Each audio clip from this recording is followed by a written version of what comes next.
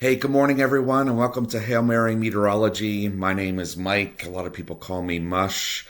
I'm an accomplished meteorologist with over 20 years of experience with the National Weather Service and the Weather Channel.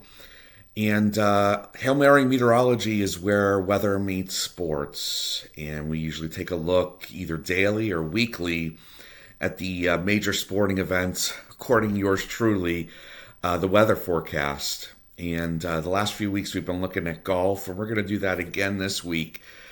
And the PGA Tour shifts from the West Coast to the East Coast to the state of Florida. And this week is the Cognizant Championship there in Palm Beach Gardens, Florida. It's played at the PGA National Champion Course. Defending champion is Joe Highsmith, and par there 71. It's got a pretty good lineup. Shane Lowry, Max Homa, Adam Scott, the Højgaard brothers. So it's gonna be it's not a signature event, but it'll be an interesting event. And anyhow, the weather's looking pretty good. So we're gonna discuss the weather first. And then I might get into a little bit more sports conversation at the end of the video here, along with a recap of the Riviera Country Club at the Genesis Invitational from over the weekend. So the weather forecast for the champion course this week on Thursday, we're thinking mostly sunny skies, a high of 79. Winds are going to be 5 to 10 miles per hour. There could be gusts up to 20 miles per hour, and this will be all out of the south. Rain probability, the lowest of the 4 days, 5%. And then we move into Friday. It's still going to be mostly sunny for the most part. High's going to be 83, so a little bit warmer. Winds, once again, 5 to 10 miles per hour out of the south once again. And there is a 40% chance of rain on Friday. And in the afternoon, with the daytime heating, moisture in place, we could see maybe a 30 to 50% chance of this rain being thunder and thunderstorms.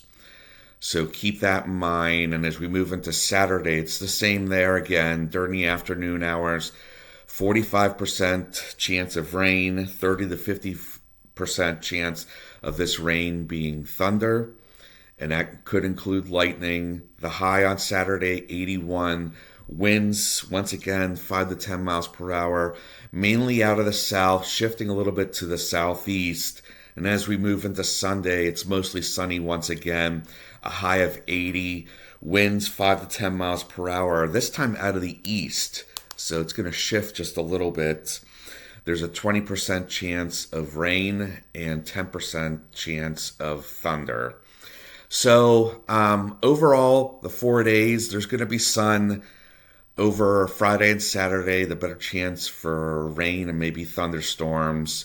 This is kind of typical for Florida, more summertime, where you have nice mornings, warm temperatures throughout the day, a risk of afternoon showers and thunderstorms.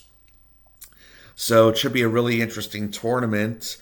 And let's talk a little bit about golf from over the weekend. Jacob Bridgman won the signature event at the Riviera Country Club there in Pacific Palisades, California.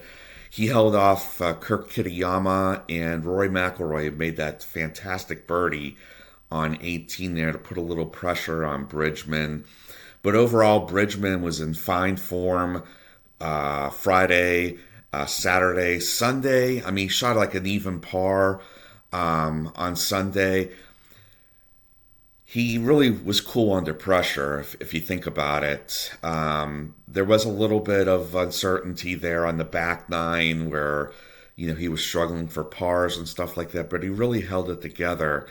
And it was really a nice round from Bridgman, who played at Clemson, had never won on the PGA Tour before. It's his first victory, and what a type of victory to win in a signature event. And as I mentioned, Rory McIlroy continued his fine form from Pebble Beach, just shy of winning the event at Riviera. And there were another slew of golfers right behind those two. Adam Scott had a really nice round yesterday. My pick for winning it, Hideki Matsuyama, I think finished 28th or something like that. I just picked the wrong golfer to win, who had been playing really well, and Bridgman played pretty solidly the before at Pebble Beach. One other comment I wanted to bring up was Scotty Scheffler continued to struggle that first round, but the next three rounds was stellar once again. He finished just outside the top 10, which ended his top 10 streak. But I tell you, he's really bringing his game together, and he's going to be a threat to watch, not just at the Players, but as we move into April at the Masters. So let's talk a little bit about the gold medal hockey game.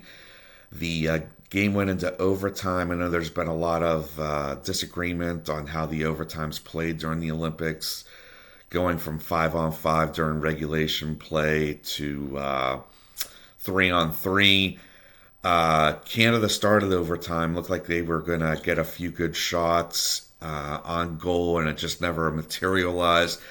And then the U.S., I forget the guy's name, made a really nice play, forechecked the the offensive player there in Canada's zone, was able to get the puck over to Jack Hughes, who was wide open in the slot, and scored the game-winning goal. I think it's the first goal for us since, I think it was 1980, the Miracle on Ice. Canada played well in the game. Obviously, Hellebuck, the goalie for USA, made that incredible stick save, and then made a couple of breakaway opportunities for Canada. Saved both of those. Nathan McKinnon had a wide open net the one time, couldn't get it done. And I'm biased. I'm a Pittsburgh Penguins fan, but I really think if Sidney Crosby would have been playing, he would have provided perhaps not just the leadership, but the veteran leadership of helping Canada maybe pull it off. The U.S., obviously, we were just celebrating. It was fantastic. I mean, you couldn't ask for a better ending to the tournament, and I'm so happy they won the gold. And one other note I wanted to bring up sports-wise is the NFL. Even though the scouting combine this week in Indianapolis isn't outside, really starts the off-season, the upcoming 2026 season for the NFL.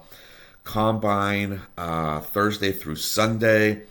Thursday's going to be the defensive linemen and linebackers running the 40-yard dash, running,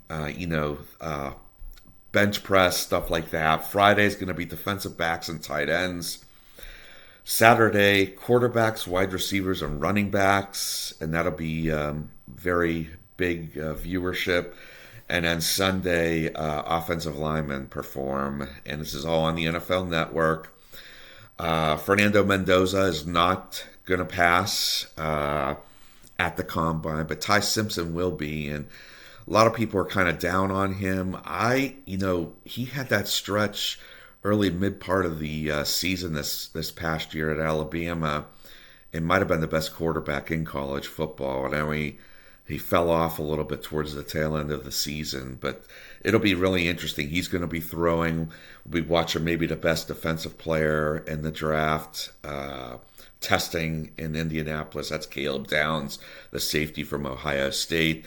And perhaps the best offensive player, non-quarterback, Julian Love from Notre Dame, will be testing there, and it'll be interesting how he elevates his draft status as the top running back in the draft. There's a ton of great wide receivers that'll be picked in the first 3 rounds of the draft.